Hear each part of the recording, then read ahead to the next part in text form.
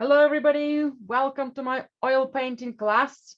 And today we are going to create a loose painting using some vibrant colors, and we're going to get inspired by one of my favorite artists in oil painting, contemporary artist Irina Yermolova, Ukrainian artist. I met a while ago in London, and we keep getting inspired by her fantastic sense of color and that transparency, the layering, and the whole wet approach to oil painting. So we have a white border canvas today, and what I'd like us to do is to create an outline for basic shapes, and then we'll start. I have some extra palettes here to show you some of the color mixing, color blending on our surface. So I'll have some extra experiments before we get going. Right, colors wise, I've got quite a lot today. Some of them will use more diluted, and some of them will use quite thick. So I have some white, portrait pink or Napoli's pink. If you don't have it, don't worry, we can mix it. Same with Napoli's yellow. We can mix that one if you don't have it. Cadmium yellow, ochre, cadmium red or cadmium orange, both are good. Alizarian crimson, that's our pinky red. Burnt sienna or burnt umber, whichever you might have, or just sienna, that would be fantastic. Violet. I have a dab of Payne's Grey just in case if we need to get some of the extra darkness there, and ultramarine. Okay, again, we'll mainly use it for a tiny bit of mixing, and there is one beautiful ultramarine stroke, so we'll leave it till the end. Right, so I'm going to use some tubes first, so I can create my outline for my sketch, and I'm going to have a little extra spare palette. So, oops, I've got the mucky brush. Let's just have it a little bit cleaner. So I want some sort of browny ochre color to get my sketch going. So I'll use some ochre, and I'll use my sienna. Okay, also gives us nice opportunity to mix those colors and see what they look like. I think I fancy as well a little dab of cadmium red with it. That's much better color I wanted. That's good. So it's nice runny browny red, quite warm. So some of you might just have a pure sienna out, and that will be enough. Depends what we have in our pots. Right, sorry, in our boxes with paint. So let's have a look at the composition. So we have two gorgeous classic copper pots. We've got a long bottle, 3 apples, and something that's all standing on the table here. My board is quite elongated. So if I were to expand it, I think I might have taken a little bit extra space, so I might or trim it or just use all of it today. Let's have a look at starting points is our table. Now we have almost like a corner for the table here. Maybe just watch me for a moment to explain what I'm trying to do. So you might have a corner of the table somewhere here, and then it will tell us how kind of the depths of that table towards the right and towards the left. Okay, so it tells us kind of the direction of it, and we can tweak it as we go. Okay, so it's finding that horizontal line for the corner, yeah, where it's going to be, maybe alongside the bottle. Okay, that will give us that space, and I might put my bottle somewhere here as well. Okay, maybe my bottle might need to be a bit smaller. Maybe my table might need to be a bit more narrow here. So I'll keep my bottle quite simplified for now.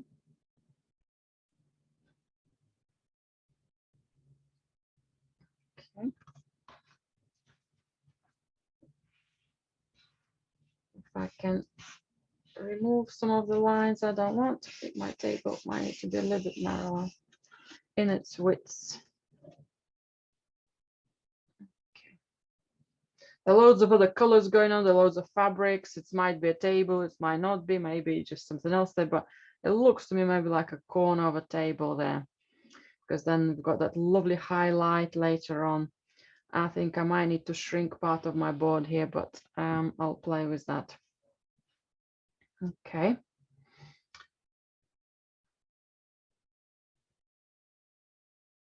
And then I have two big pots. So let's place them. One is slightly smaller. Okay, if I'll just do it as a rough shape.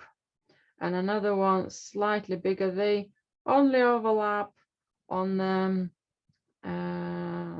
well, they not quite overlap on their main bodies. Maybe on a spouts, right? So a tiny bit bigger this one. So maybe that will come up here. Okay. And if I were to put big handles, okay, it's almost in line with my bottle here as well.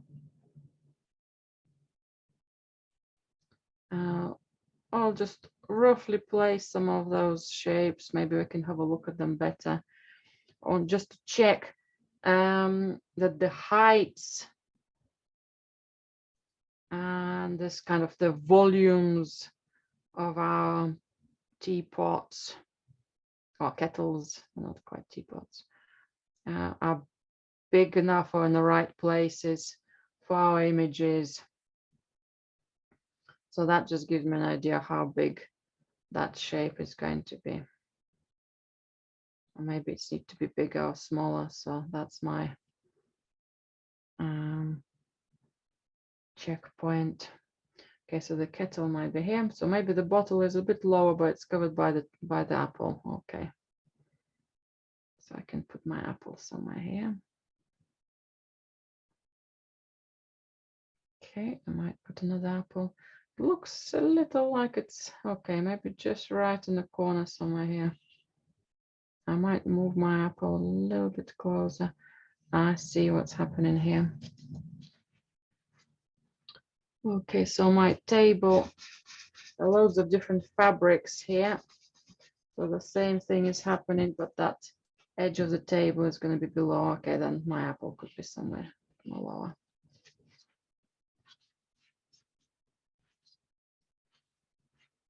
So all the lines we've done are good for the other colors and other fabrics, but if it would have been my table corner, that will be more correct. Now I understand the form a bit better. But you can keep the lines if you want to. That will not make big difference because we'll need them anyway. Just to give you a bit more understanding. Okay, and that apple is quite big here. Lovely stalks on apples, big shadows. Okay, now I can see that maybe the bigger pot could be a tiny bit closer. Maybe I'll just drop it down gently so I can have a bit more space for my handle. So that's how I work with moving shapes about before drawing too much details on them, before identifying too much or spending a lot of time on the structure, just getting some basic shapes, amending things. Okay, so that handle could go a little bit lower.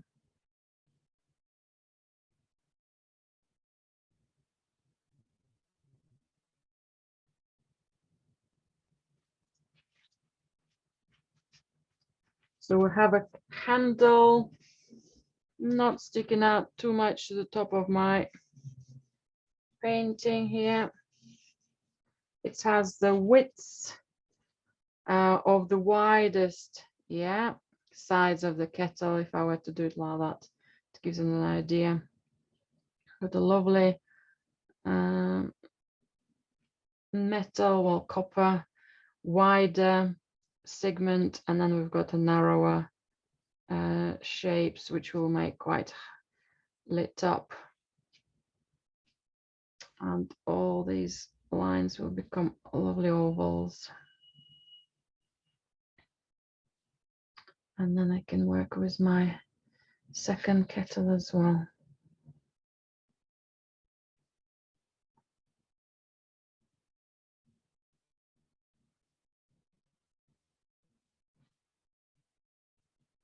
We want to check if our kettles are kind of symmetrical.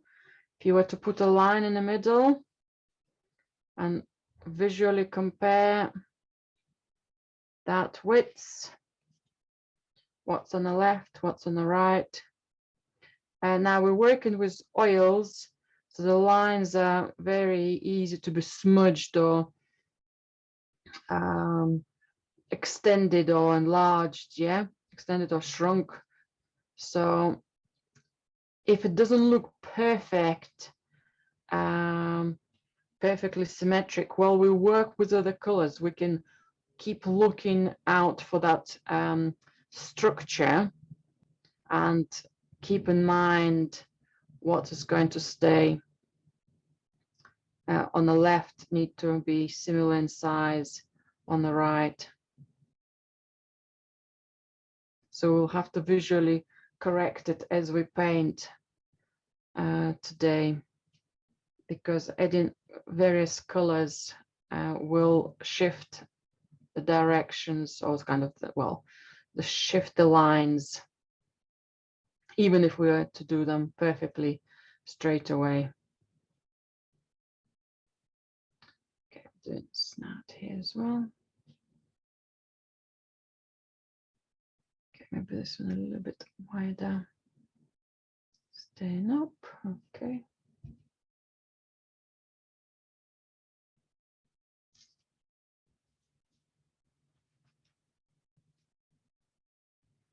Just double check all the lovely widths. They've got the beautiful wide shoulders are teapots, slightly narrower bases. And as I said, it will be easier for us to do it with the shape of the color.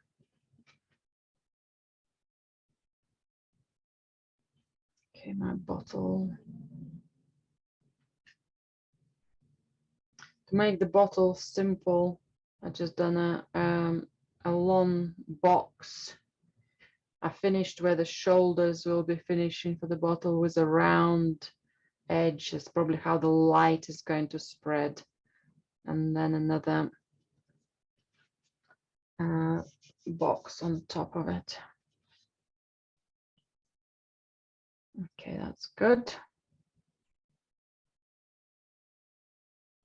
And then maybe a little bit of color planning.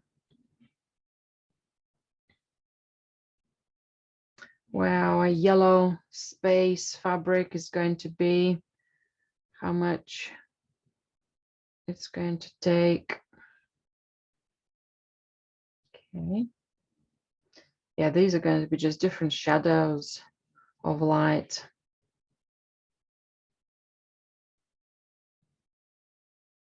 And then a little fabric coming, more of a matte. Some of these colors and the teapots will have lots of transparency. This purpley violety fabric is going to have more opaque colors. Okay. So I think I'm going to use some tape and tape up my piece where I can trim my board later on. Fantastic. Now we've got our outline ready. We might lose some of it as we start applying our big colors, so stay patient with that. I'm going to pick up a large soft brush now. It's a synthetic soft brush, and I want to apply some oil. So I have some quite a lot of chunks of, well, quite a lot of oil in my pot here, and I will paint just with that oil mixture. So my linseed, the drying agent, and some tips. The background where I can see some yellow, maybe part of the bottle. I can go around the kettles and paint behind the kettles. So I'm painting some runny oil in those surfaces. I think I'm going to central kettle with the pink color. I'm going to leave it as it is, keep it without the oil. And the second one, the bigger, more coppery looking, I'm going to paint it, the base of it, kind of the lower half, with some oil as well. Okay, so we'll need some nice shiny areas. I'm going to carry on with the oil here on the right hand side for the fabrics, and then I might come back to this low area afterwards. Right, have I done all of the bottle? Yeah, a little bit more at the bottom as well. Okay. Sorry, I haven't done the left hand side of the bottle. Might be just the left top corner where I can see some lighter yellows, ochres in there as well. So nice and soft. Because what I'll need next, I'm going to use some ochre mixed, just without any white, mixed with some oil and mixed with some cadmium yellow. Now, if we use cadmium yellow on its own for this technique, it's going to be too bold and bright. But ochre just tiny bit tones it down. And what we want to do next, we want to start covering this area where we can see some of that beautiful yellow background with this nice runny layer. We will be applying other colors to it after, and we will be lifting some of it, but so far we want to have that lovely color coming in. I'm using more vertical strokes, so if the paint runs, it does run down and doesn't give me any other streaks. Okay, it's good.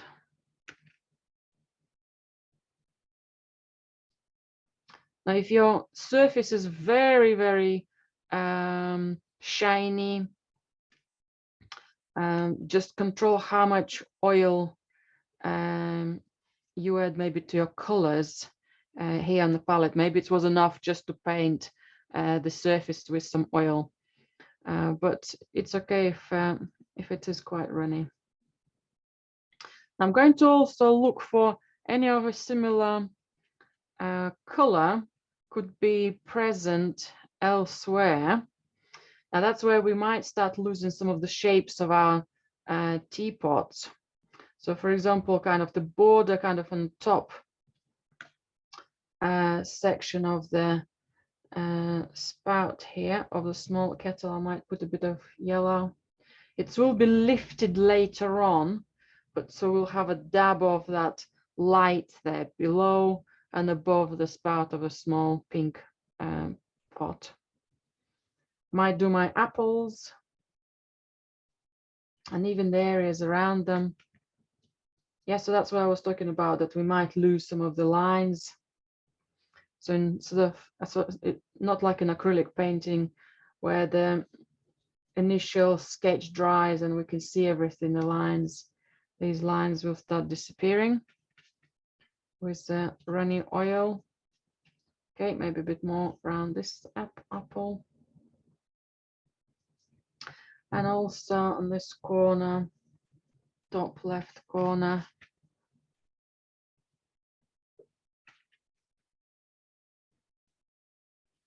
And it's good leaving it as we're painting it, allowing it to settle. As the paint slightly runs, if we do lose some color and becomes very light, mine came out quite light at the top, I can just gently top it up, but otherwise I'm not too worried. In a way, when we start using some thicker layers shortly, that will kind of preserve the light will, sorry, the yellow will preserve by thicker layers, kind of stop it running. Okay, so that's my first stage. Right, now let's have a look at some of the bordering colors with this yellow fabric and our artist work. We have something similar to what we were sketching with, kind of semi-reddish brown color, that coppery color. I'm going to use cadmium red and some cadmium yellow together. Okay, that's quite bold and strong. Or I could have used some ochre. And I'm going to use a little bit of my sienna. Okay, that's a lovely orangey kind of brown color. Okay, now again, I'm going to keep it reasonably runny, and I can make it slightly more into the yellow, slightly more into the brown, as the colors will be used. It doesn't matter if it's going to end up slightly different. And I'm going to introduce it here on the on the right hand side. Just going to apply all of that, maybe go a tiny bit more thicker in color than what we did with yellow. Okay, and I'm going to bring a little bit of extra darkness here in this corner.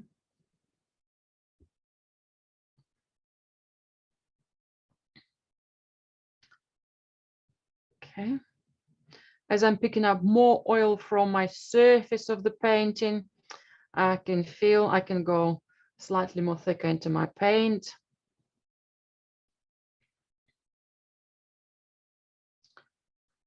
We can tweak the extra darknesses. We can work with some other nuances later on, but let's find where similar color could be found in our piece. So that will be definitely the middle of our larger kettle. I'll do it as a block for now. So the base of it all. And spout.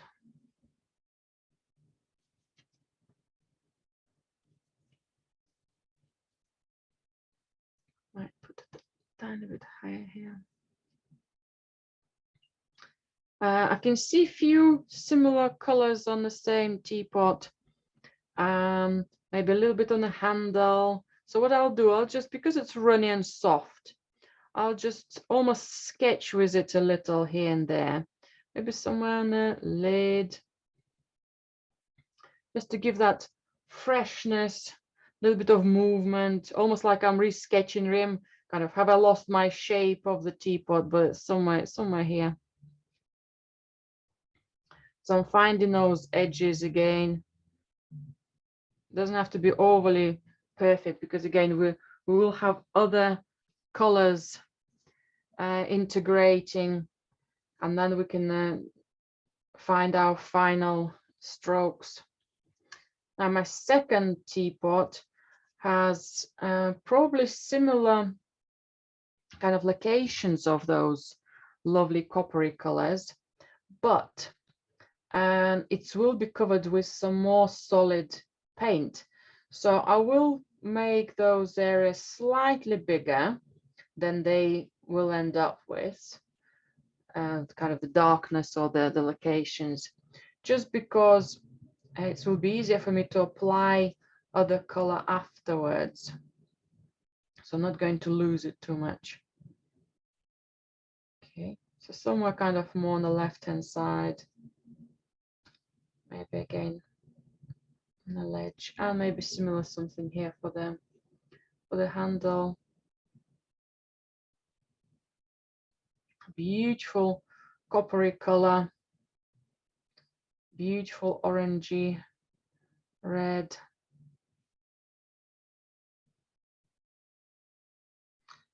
Now, if your handles are not overly symmetrical, they are old copper pots, so they might have been bent. That's okay.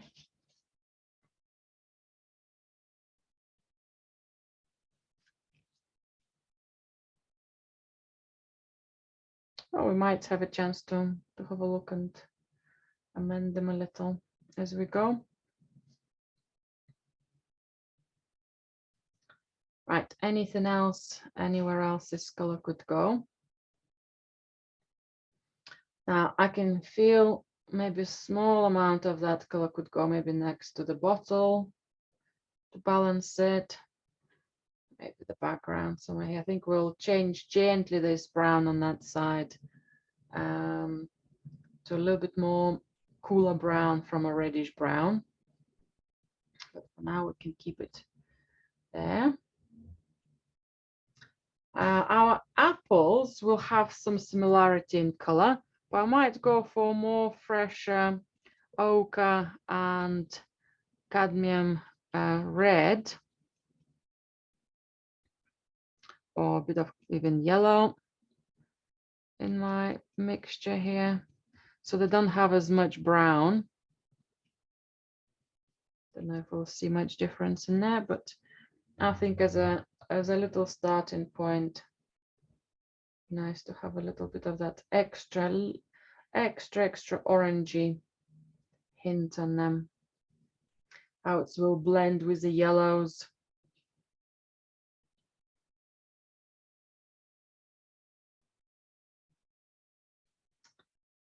Okay. That feels a similar, more yellowy red. Could go under the copper pot.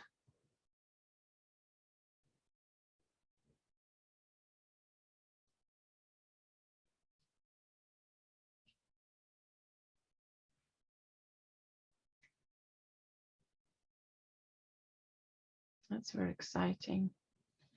And then the lower bottom corner might add some more sienna or any of your browns and some cadmium red. I'm going to paint all of that there.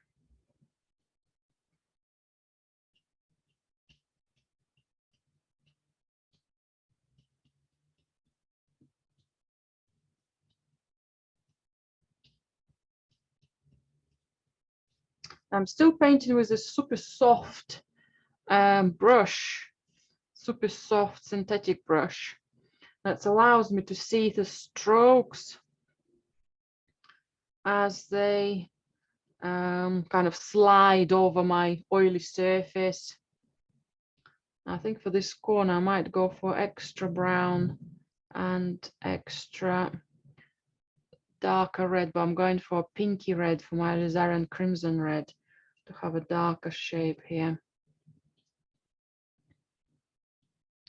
It's a little harder to do it now because the surface is so runny. Yeah, the paint doesn't quite want to remain there, But if we just gently emphasize kind of the thickness of it on our palette, if you keep picking it up, if you'll at this stage pick up a thicker brush, for example, a hog brush, you'll just have loads of scraping strokes. Might be quite exciting texture, but maybe not what we want. I'm going to add a little bit extra darkness here in the top right corner, maybe just to show some fabric, so that softness of the layer. So very, very runny. There's some beautiful textures going on in the center of my painting. Try to preserve some of them, but might not be able to keep them all. And while I have my darker tone, my crimson and sienna, I'm going to work a little bit more into the shadows on my larger kettle, just on the edge where the volume will start picking up some shadows. I'm working with a big brush, but if you do prefer a little smaller brush for now, again, maybe not a hog brush, but maybe a softer synthetic brush. A smaller brush might allow you to be a bit more kind of not as bulky in strokes, but I'm quite happy working with my larger brush here as well.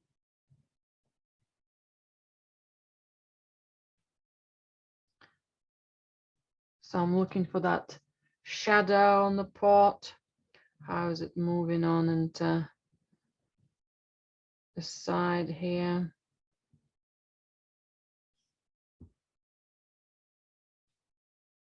How the spout has a little bit more of a shadow in the middle, that reflective shadow. Again, it's not going to be perfect. I'm just working into it. I can use other colors to support me afterwards.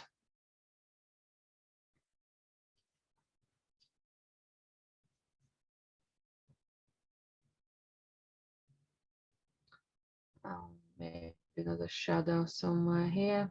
Don't be scared of making it slightly bigger, wider, narrow, kind of width-wise, wider, height wider. And the second one will have a little bit more darkness and a similar width of the pot lid, and possibly the handle. Not the handle, sorry, the spout here.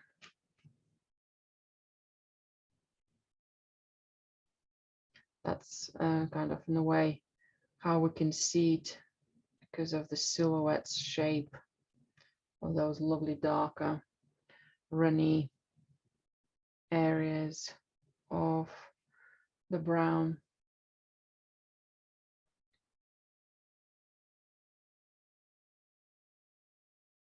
Just to balance it for the moment, I might not have so much darker tone there. Okay. I think the last shape I'll need of similar color is the shadow from under my larger teapot. So I'll take it larger, but there will be another color present here, a bit more matte color. So let's just take it out from here.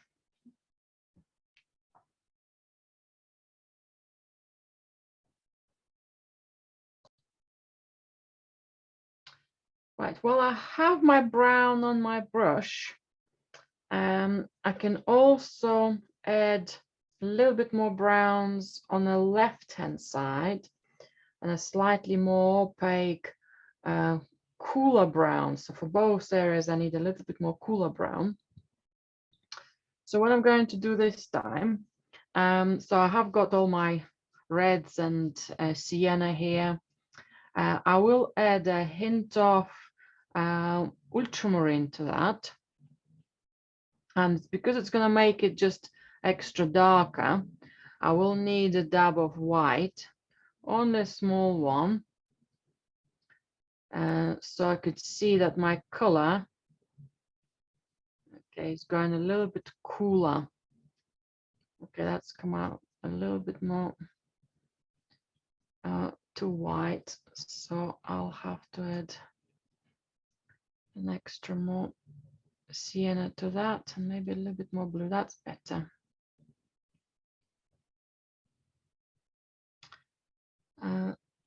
Tiny bit lighter.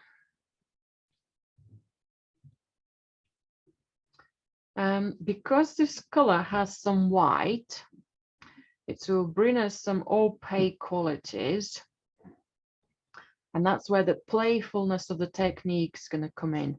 So something warm, and this is slightly cooler, something transparent, and something a bit more opaque. So I'm going to have a little stroke now. As my surface is very runny, the stroke might appear a little bit more diluted. So my color need to be in a way prepared, to be less runny. So that's where the hog brush might come in. I'm going to give it a go with my soft brush and just reinforcing that opaque stroke here. But might need help from from a hog brush as well. Let's have a look. Okay, that's better.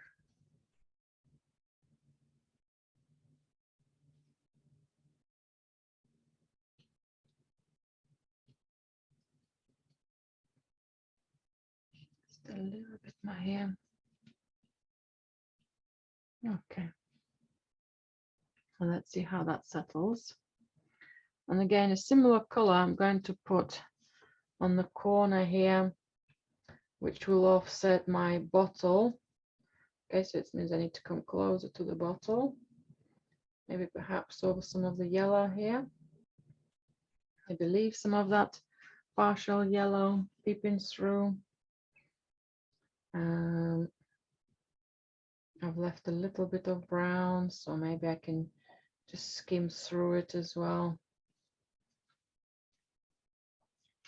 So this brown looks slightly different to the one we painted earlier because it's surrounded by different colors and it's applied on top of different colors as well.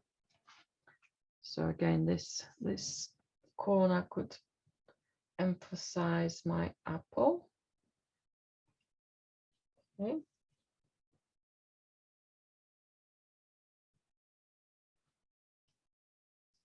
And if I wanted some, it's a bit too bright, get rid of that highlight above the bottle.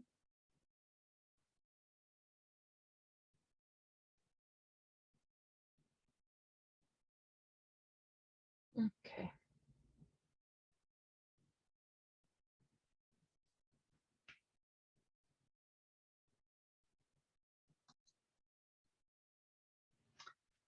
Right, so the next stage is to start introducing some more opaque and thicker colors. So I've changed my brush to a bit more stiffer brush, a filbert brush with a round edge. And I'm going to use now some white mixed. So I'm going to look for the yellow background and start finding some opaque colors to make some of my yellows stop them running and keep them as fresh as some of them still remain. So I have some white, and I'm going to go for some ochre. Okay, and I think I could go for some Naples yellow there as well. If you don't have Naples yellow, just add a dab of cadmium yellow. Just very, very small amounts, so just a little bit more fresher in the color. That ochre is there. And we'll create a little bit of variety of that color. So we've got, first of all, more of a yellowy look for it. Then we'll add a bit more pink, and we'll have a pinkish tone, and then we'll have a dab of ultramarine, and we'll have tiny bit of grayish, greenish tone. So let's start with one color at a time before our paints gets too mucky. So let's have a look, maybe above my middle kettle. Right, again, immediately I put a stroke on the surface and it feels too soft, too runny. So I had to top up my paint with a bit more chunkier paint. So now I've got more control. I can make it slightly darker as well.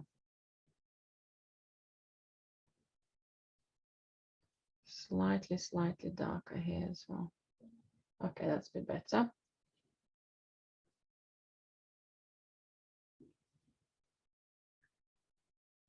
It. If I've got some streaks and I want to cover them, I can do that. If I want to preserve them, I'll preserve them. Something coming close to the handle here.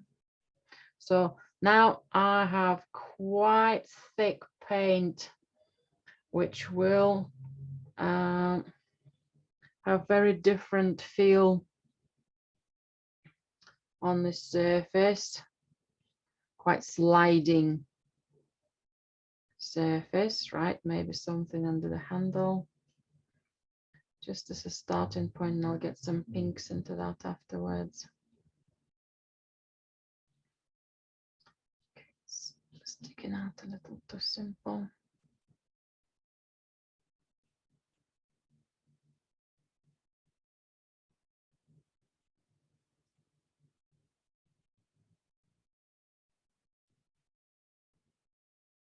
Okay, maybe something else tiny bit more darker here. Now, if you pick up the colors from the background, they will start smudging gently. That's okay. Also, it will be really exciting is to keep another fresh brush and maybe lift some color, or maybe use a tiny bit of oil on the brush and just lift some color. So we can create some extra highlights here.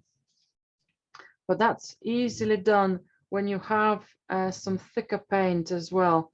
So if I just topped up some paint here next to the handle, and then I can lift, okay, might need to wash my brush here, put some fresh oil on it, and I just slide. I've got a beautiful highlight on the handle of the larger teapot here.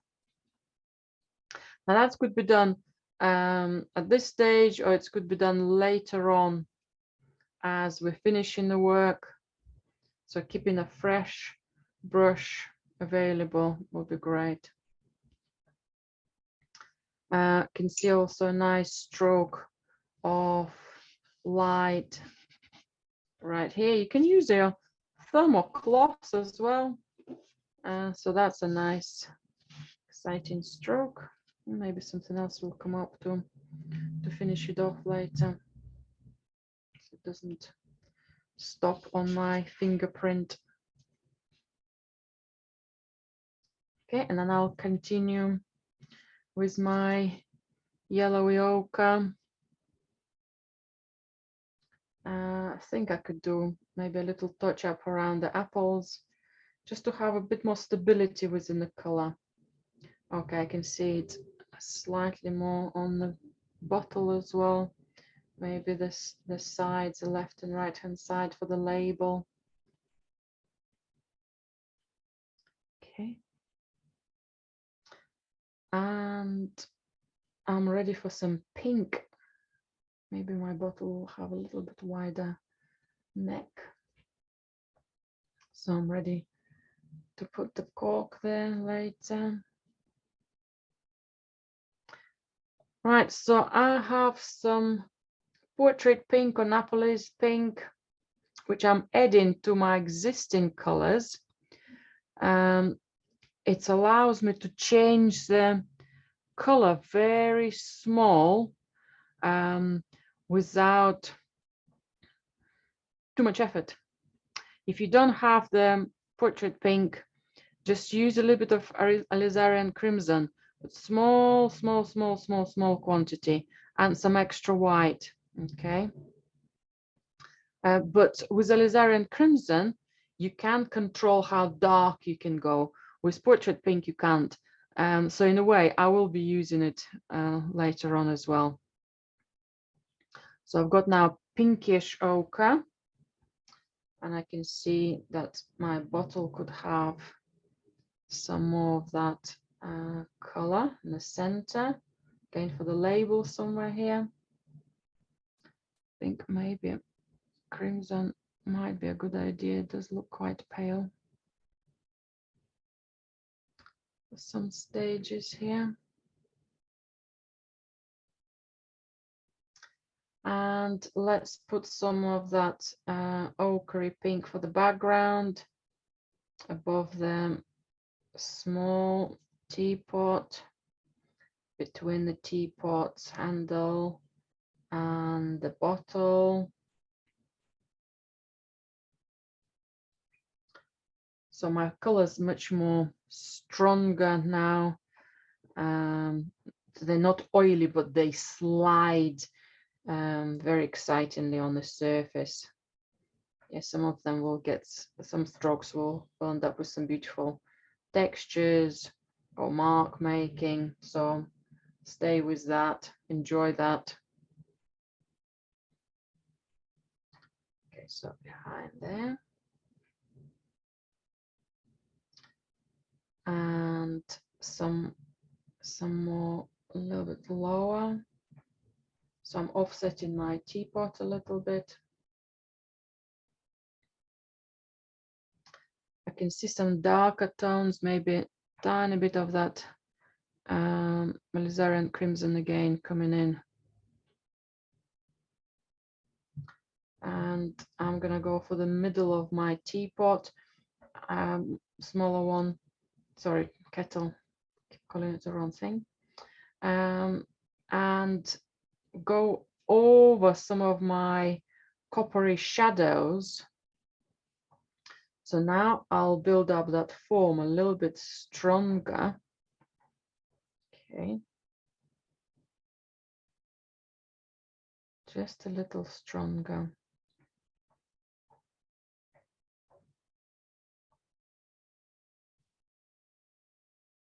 I want to bring some paler pinks here as well, but for now, just keeping it as it is. There will be loads of reflections later on, so just be with me here and just build up an overall base for it with the opaque color first.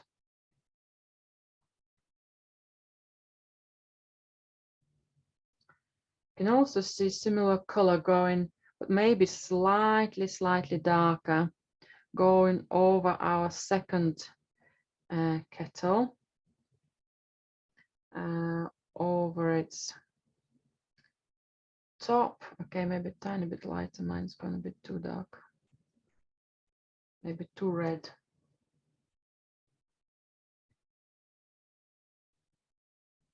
Okay, so I'm just gonna paint that little shoulder, so that contrast between a shiny surface below and much more opaque one above. That's wonderful.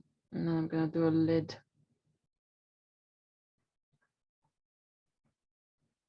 Okay, again, there will be some reflections, there will be some more nuances to come in, and the side of it here could be coming over.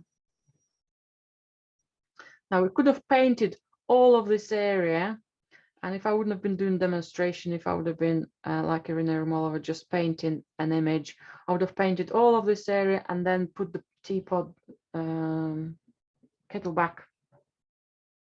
But we might lose our shapes, and that's a little bit harder for us to find it. So to simplify it in a way, we're just painting this area within our lines. But if you lose them, they can be found later on. It also tells me that this color need to be similar for the background. So if I just to preserve my outline for the pots, from one pot to another one, keep the line a little there, but the color could remain. and actually could go really bright pink, that initial pink, kind of whitish pink. Okay, let's get some more white there, because my brush is full of alizarin crimson pink.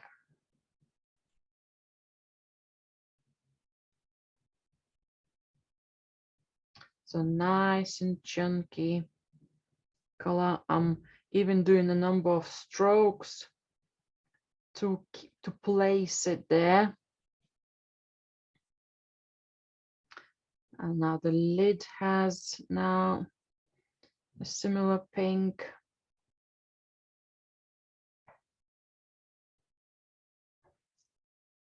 So that shininess now it happens due to the technique we applied. Now that's exciting now to start adding some subtones to our kettles. So I'll have maybe some more highlights with that pale pink on the larger kettle. Okay.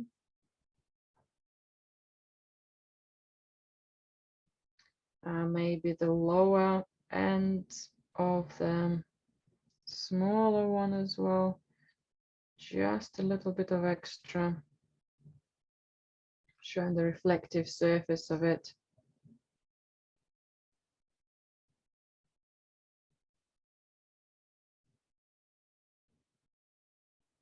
That's probably my apple reflecting in there, so we'll have some warmth in it as well.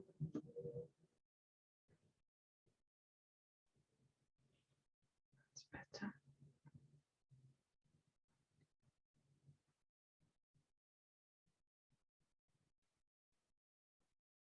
Now, if we missed anything with our pink, maybe we can come back to it. Let's have a look. Okay, maybe on the fabric above the bottle, maybe if I use some of that pink and just work into my brown, that will give me some nice subtle connection.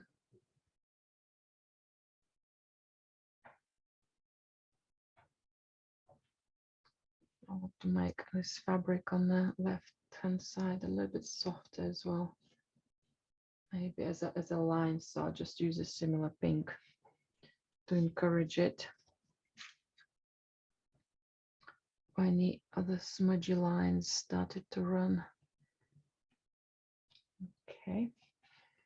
And we said we're going to use some cooler color within the same group.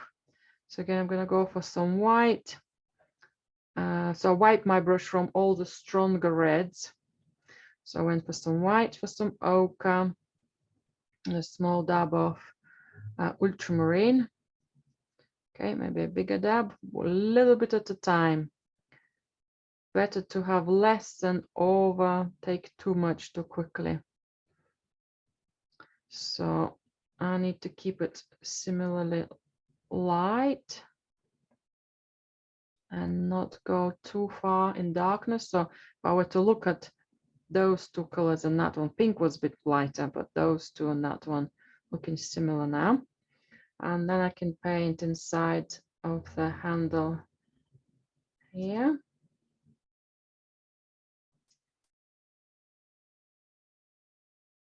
And how the paint comes around this thicker strokes, how kind of almost like dilutes. I'm kind of going with the flow. Some of the yellow stays, initial yellow, runny yellow remains as it is, or a bit more smudgy or a bit more soft. I'm gonna leave that one there. Can do a stronger color to support the background here. Maybe bring a little bit of coolness above. That color could also be part of the handle, might be reflecting that color. And anywhere else at the back here behind the handle. Again, just to support it so it just stays where we wanted to keep it. Right, I want to lift some color as well, so I need my clean brush again. So maybe in this area I could have a slight lighter tone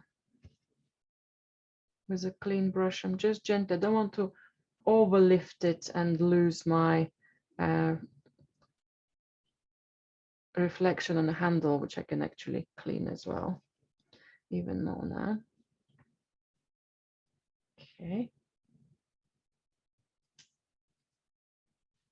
And then I'm back to my bluey, ochre green again to maybe continue checking where it could go on my piece here, maybe just to vary this ochre and pink, maybe vary the ochre and yellow.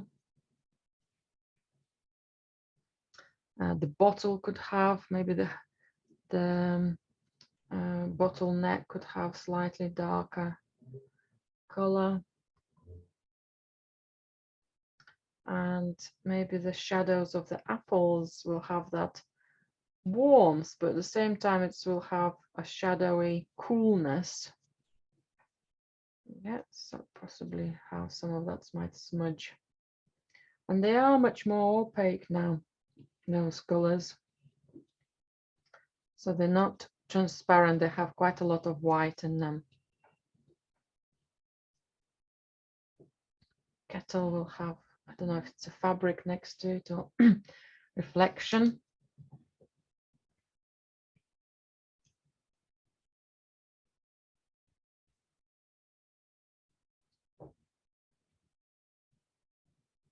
Okay, and I can see very, very small volume of that greeny ochre maybe behind them, kind of in the central area under the handle.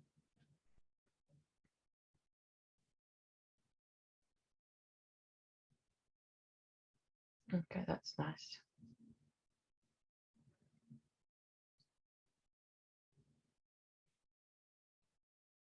Good. So nice placements.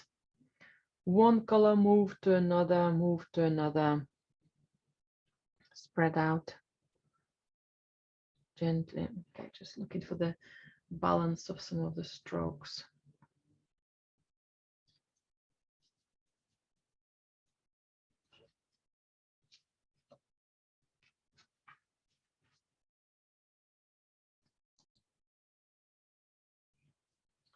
Right, looking carefully, I spot another small area of my greeny ochre, kind of a corner between them, two kettles, maybe on the body of the large one. So then it's not all pink. So there's a little bit more extra of that coolness of ochre, blue ochre green.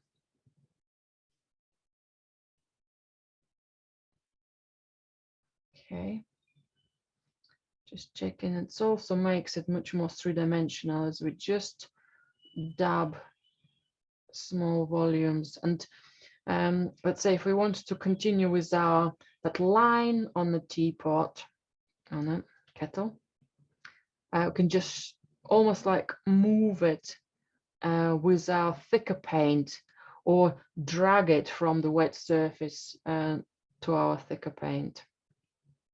Okay, and I think I'll have a little bit of extra light here at the base. But we'll start looking for some whites and lights shortly.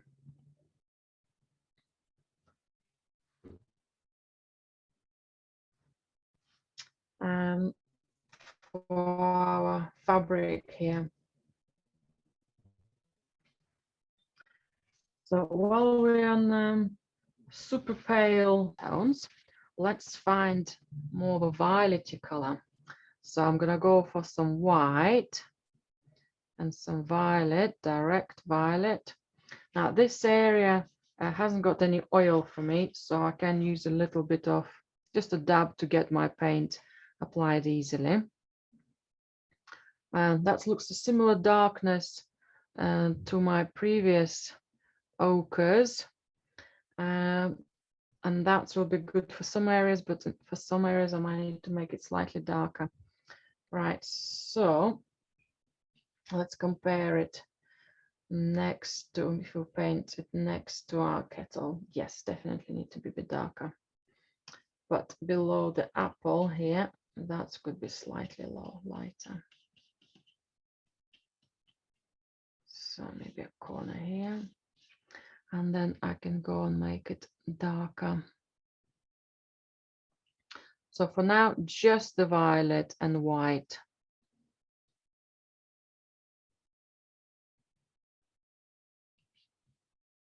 Okay, that's a bit better, darker.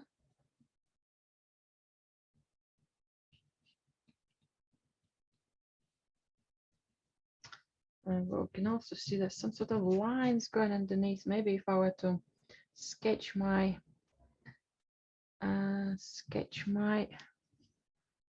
fabric contours, I could see then the smudginess. Okay, so if my fabric would have been folded like this here,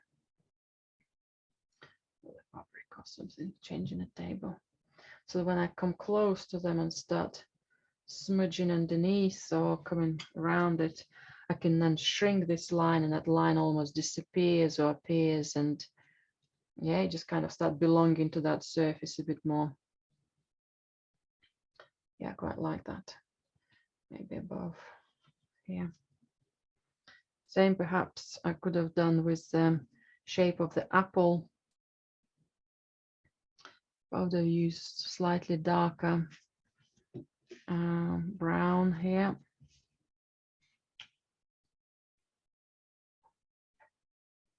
Maybe even a dab of Payne's gray.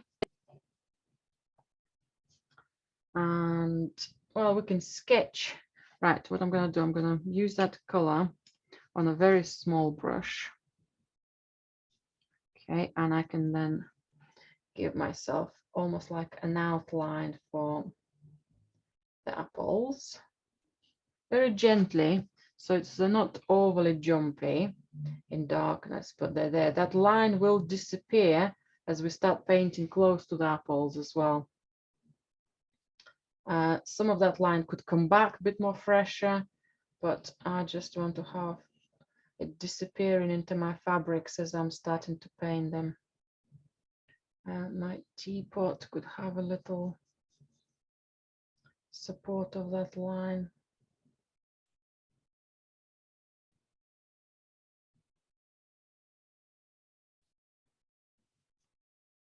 Okay, and then back to my violet. If violet is not dark enough, I think I'll need a little more help from ultramarine. That's better. I want to have a bit more of a shadow here. And I wanted to eat away some of these apples outlines, but some of them might still be present, or partially present. Okay, that's exciting.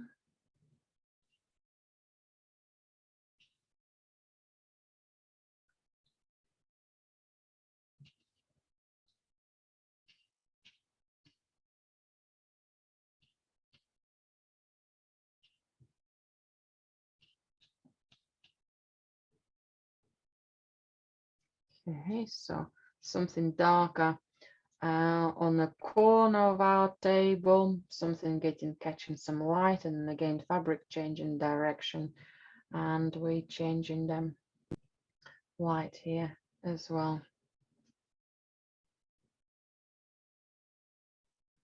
And their areas around could have more white and more ultramarine here as well.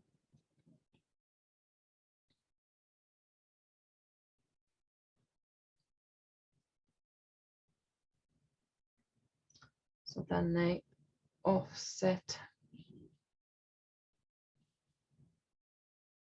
Again, it's a thicker paint. I'm applying it thickly. I'm trying to get the strokes chunky. Okay, that's good. Now the same color could integrate almost like it goes inside of our apples, yeah, under the perimeter lines, or for example here next to the smaller kettle, I could have a similar color just inside of the apple cheek here, yeah, and then the gap between the apple and the teapot, and then the teapot itself, which will have probably that reflection. If you lost the outline of the apple, that's okay. But kind of that smudgy line is present. We can always bring some of them lines back or partially bring them back. We don't want them to be too strong.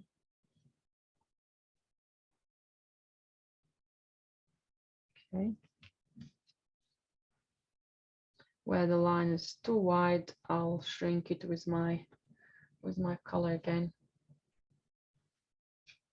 Okay, my teapot looks a bit wide here, so let's just gently shrink it. That's it. And let's shrink it another side by using similar blue. Yeah, so we can kind of form it as we are bringing some color in. Those chunks of pale blue, or if they smudge an area and become more gray, or a bit more purpley gray, or a bit more browny gray, that's where this technique comes in. That exciting smudginess, that exciting interaction of thick and thin layers, strokes, shall I say. That's a wonderful combination. Okay, I'm going to look for where some of them paler blues, which will later become maybe fresh whites. Okay, somewhere here.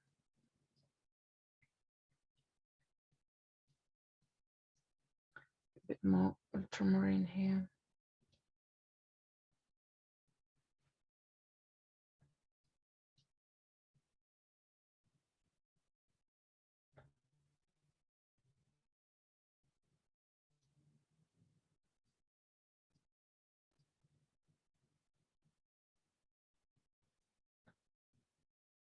If you start improvising on strokes, that's brilliant, because that's when they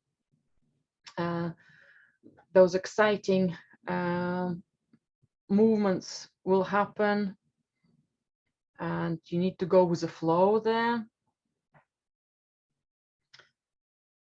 Okay, I think my violet could be still a tiny bit stronger for the shadow. Maybe just needs a little more encouragement in this corner.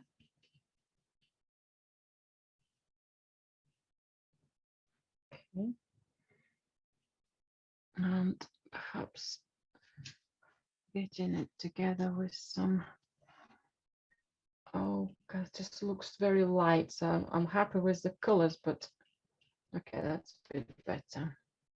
I just used some ochre with all the paints I had on my brush, so that's calmed it down. Didn't want some boldness of light. It's good.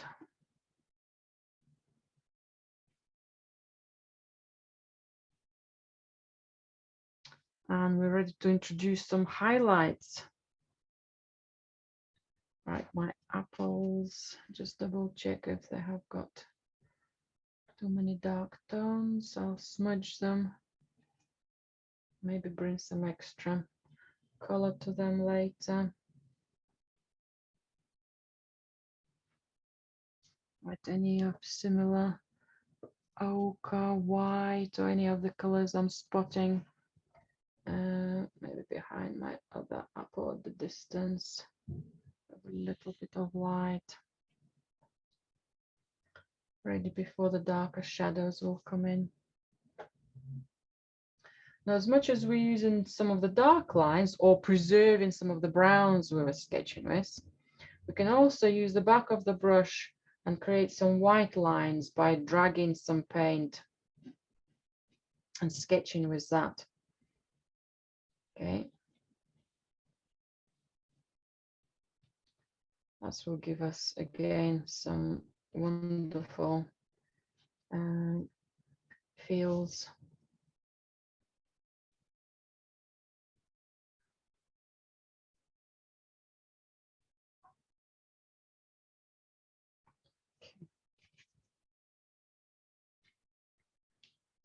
Spot in my bottle could have a tiny bit of extra darkness to show it's a little bit transparency.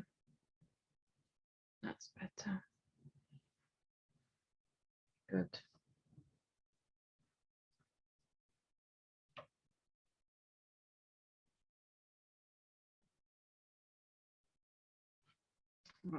Looking at other areas, but while we've got similar colors, I need to pay attention to the central kettle where we used ochre and ultramarine.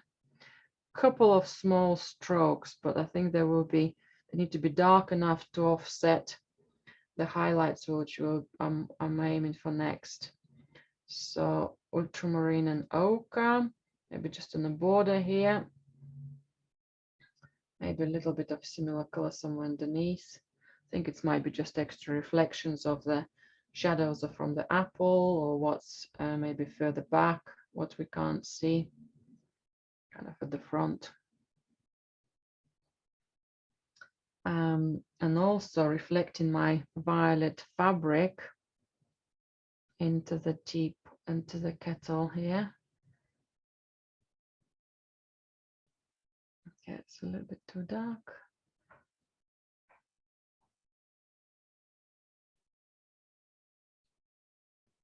Maybe this shadow is a little too light as well, so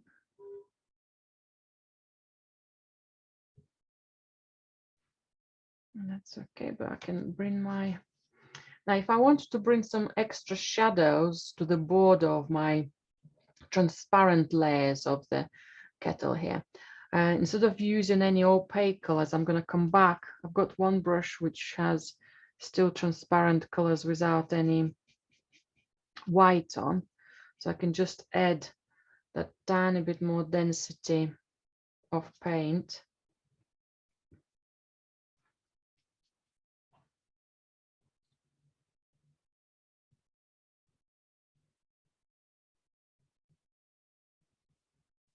And then again carry on. Okay, I found another little edge here, tiny bit darker.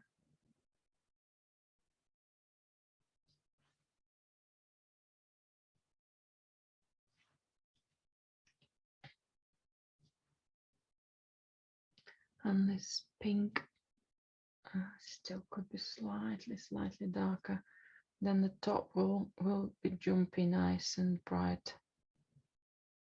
Just amending my previous strokes of the lighter pink. So then I'm ready for my highlights.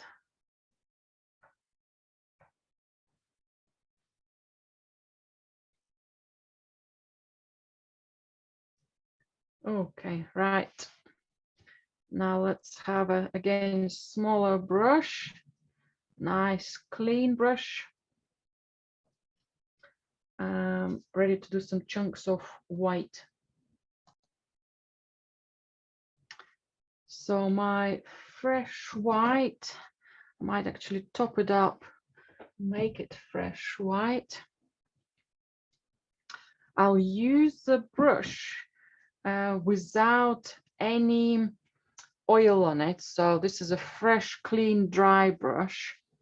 I can have a small one. No, small one is full of paint, but I have got another small one. But no, actually I prefer using slightly bigger one because it will give me some widths of the strokes as well. But if you prefer to go for a tiny one like this one, that's good as well. So chunks of white on the brush, and let's start with some of the wider strokes. So for example, here on a smaller kettle on the side, and I'm just going to place and drag it and lift, and just if it didn't come out well, you can just go over it. If it's too big, you can always just lift it off and just reapply that previous color again. Okay, I'm going to have a little reflection on the top here of the lid, maybe a little border line to show the silhouette. Maybe a little dab on the tip here. Okay. So we're going to start creating rotating, reflective, highly reflective surfaces. Some of the white is going to be on the borders here, probably reflecting our white fabric. And also immediately I'm going to put it next to between the kettle and the bottle here. Again, very thick paint. If my brush is filling up and the paint start traveling up the bristles, I need to keep wiping it and filling it up with some fresh paint. So be careful not to kind of get too much paint. And the paint will be getting mucky as you move along the surface. Okay, so I've done the bottle, tiny bit of kind of, it's that white continues here.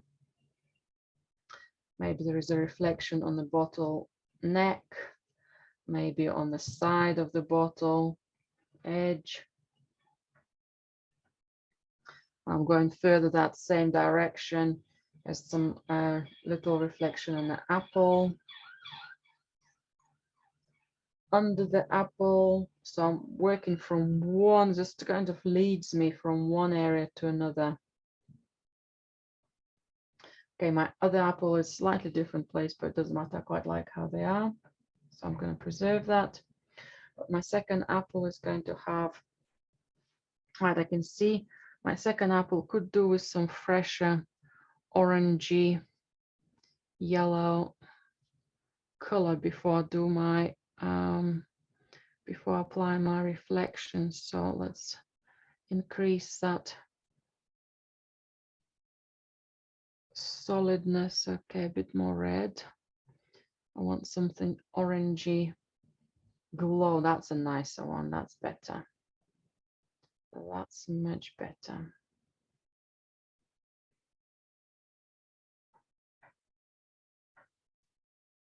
And while I'm on that, I think this apple could have a little bit of extra light of yellow. That's a personal preference here, so depending how our paint settled, just wanted to smudge that border of the orange and yellow together. That's lovely.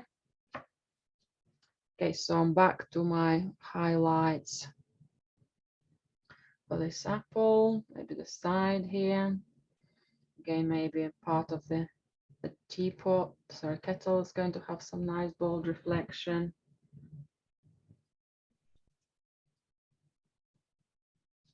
Okay, I think I could do with another little highlight on the surface of my second apple. Okay, that's better. Now this apple could come back with my fresher little reflection dab. Okay. Everything becomes very shiny. Okay, let's keep going on the reflections on the central kettle, maybe a little dabs. Okay, just double checking anything else here. Okay, maybe the back of the a little fabric lit up. Okay, maybe over the yellow I can go with some white, and that's breaks it gently down. Maybe similar reinforcement of the light for the second. So I'm almost like using it now, not just as well, not just as a highlight, but also as reshaping or reinforcing some of the structures behind. So a little bit of light here, so I can then more confidently come to the spout. A gap in between two kettles, again separating them gently.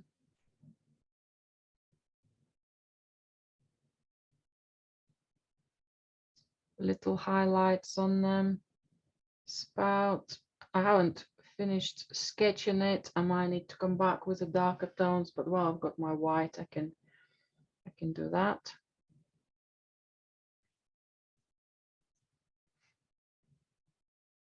Okay. Any other highlights on the bigger kettle here?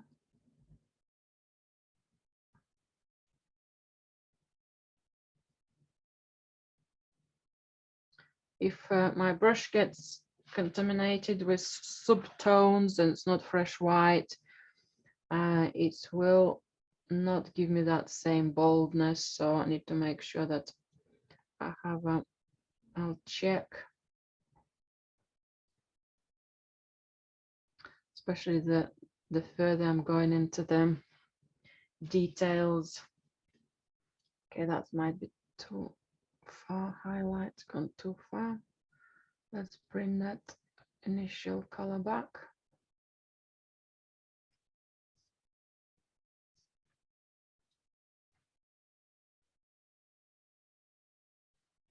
Okay.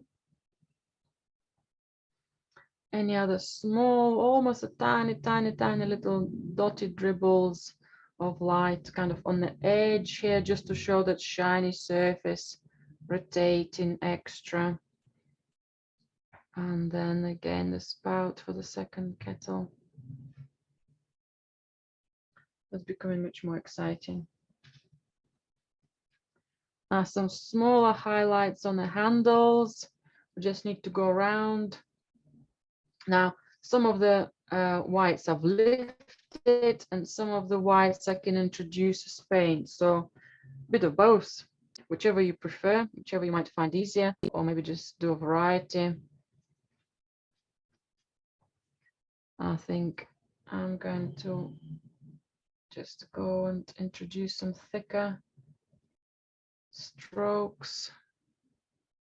They're almost in a way they not washing off, but they reinforcing the line.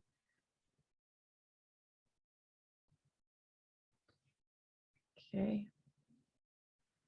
And then again, the second one. Just a little dab, leave it as it is, how it's been smudged or worked into another light line.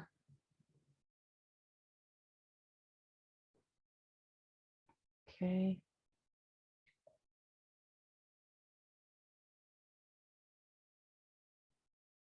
It's good.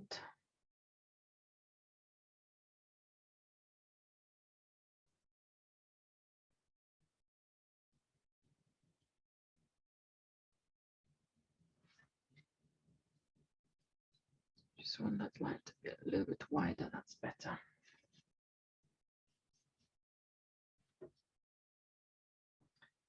And if we overworked any of the highlights, it's okay. We can get back to them. So I'm looking at my central pot and I can see some of the highlights in the center, a little bit too strong. So I'm going to bring a tiny bit darker tone and just blend it over, so it's not overpowering. That's better. And also I missed a little highlight pale or maybe greenish light, not quite as dark as we used to have with ochre green, but a little bit of greener tone just on the side here. That's looking better. Maybe this one just needs taming.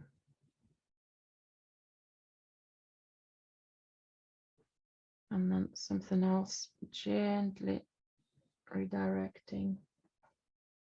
Okay, I can see where that's coming. And shape slightly wrong. So that's where I'm tweaking it within my shapes, trying to have a look. The pot needs to be wider, or that shadow. Yeah, will it support it? That's better. Lovely. So highlights are done. And now a little bit of tweaking of our darker lines. And I'm going to use crimson, alizarin crimson, and Payne's grey.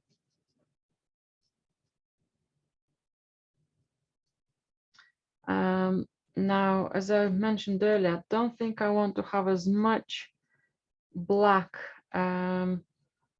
as maybe we can see on artist work. So I'm going to start with a little bit lighter tone, how we were sketching. Alizarin crimson, sienna, and a tiny dab of, also not alizarin crimson, it was cadmium red, sienna, and a bit of ochre, kind of the darker version of it. Because I want to tweak a couple of lines for my kettles, and then tiny bit of the black lines, not, well, darkish lines. So for example, some of the handles could have slightly darker, thinner line found. I'd prefer to do less than overdo it. As we know, it's harder to remove darks or any lines we're not sure about. Okay, but it will give us a tiny bit of extra strength.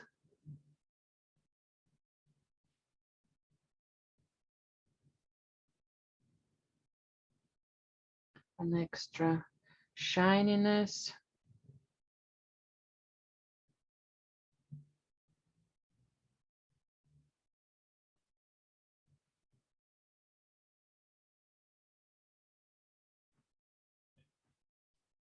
Okay, prefer to do less than too much.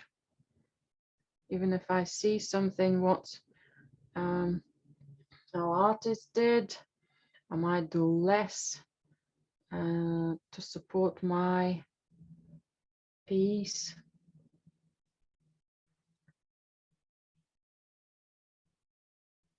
Okay, let's do my spouts here. So a little bit of extra darker tones, and maybe sketch it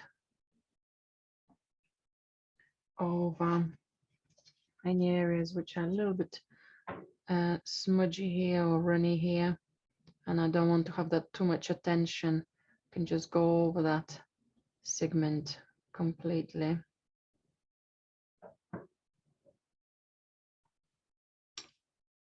And then almost re-sketch it, right? I could do the same color on my spout here.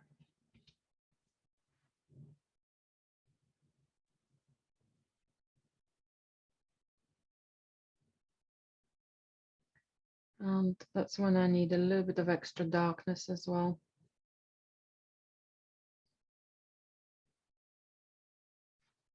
And my clean brush could come in, right? Just looking a little bit awkward, chunky here. My clean brush could come in and create a little highlight of the back. Could clean things up to make the shapes slightly more elegant. Again, keeps it all quite reflective. Okay, suggestive. And then, or an extra sharpness could come in. Okay, it didn't come in. Or I can just lighten up by lifting color or introducing the highlight. Okay, I'll go for a little bit of darkness here. And again, if it just becomes too wide, technique is allowing us to work with it. Where's that brush I used here?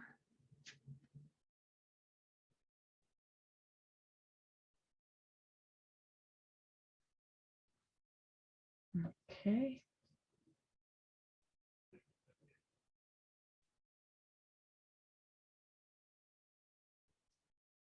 That's good. Right, any other? So now I'm working with two brushes, a little highlight, a little darkness, a little smudge somewhere.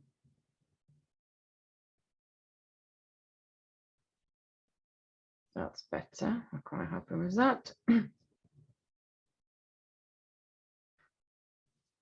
Couple of darker lines at the base.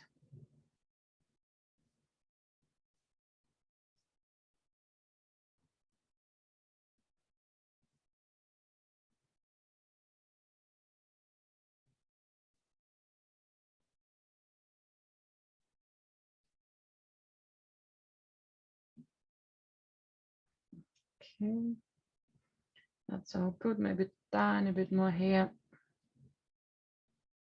to show that darkness. Okay, I need to come back to the spout for the small kettle.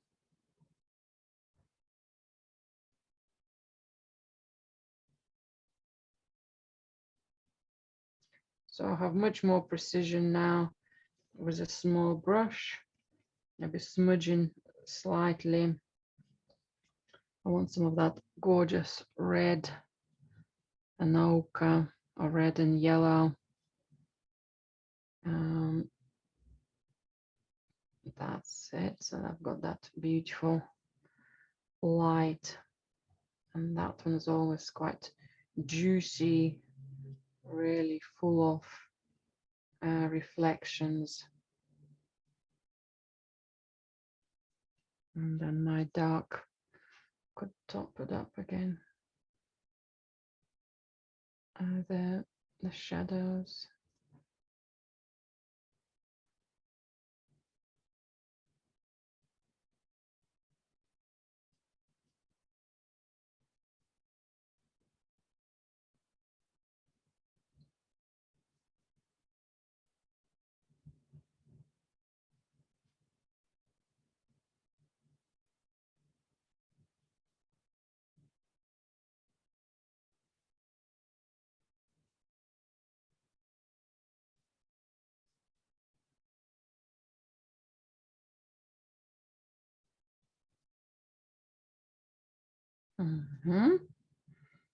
Right, any apple stalks?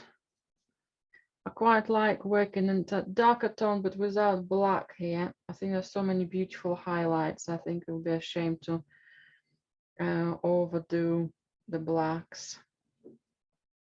If you use much stronger blues, that might be a good idea to have the blacks, but I'll do a darker shadow for one of my apples here, but it's not overly solid. Okay, something there as well. And this chap could have a bit more reflective shadow. That's good. That playful line which appeared and disappeared for the folds of the fabric. And I might just do a little bit of something suggestive with the light, and then keep it. I quite like this corner light. I just think it works for me quite beautifully. So I'm going to keep it lighter. Okay, and anything else?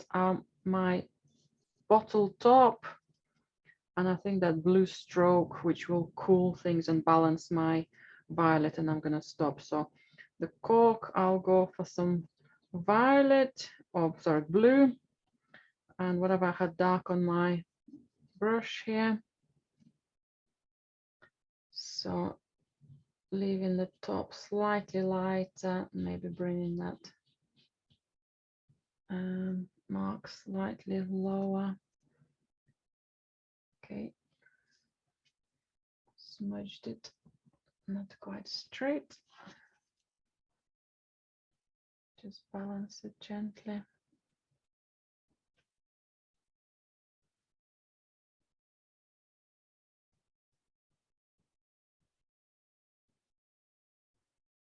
Okay, I do like having a small lighter spot on the other side of the bottle. It does give it a bit more transparency.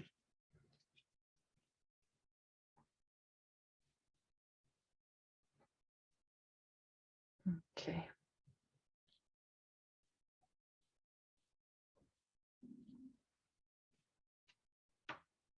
And then I can, again, so that's how I'm fixing things. So if it's something's going a bit too far, yeah, just touch it up with the color of the background.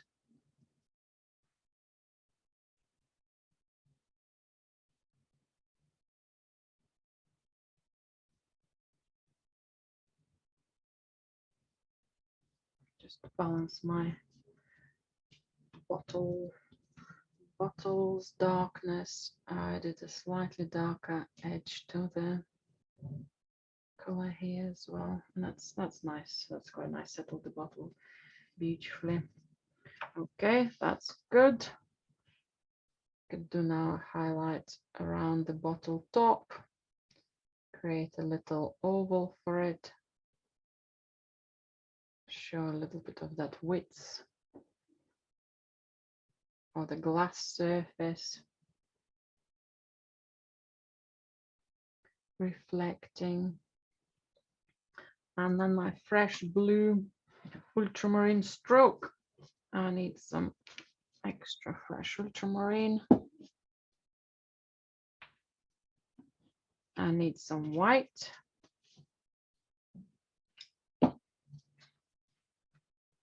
On the clean brush. And I'm going to mix it quite thickly. So it's a nice, strong, dark blue, not diluted too much with oil. It's quite nice, chunky, thick, maybe even more darkness.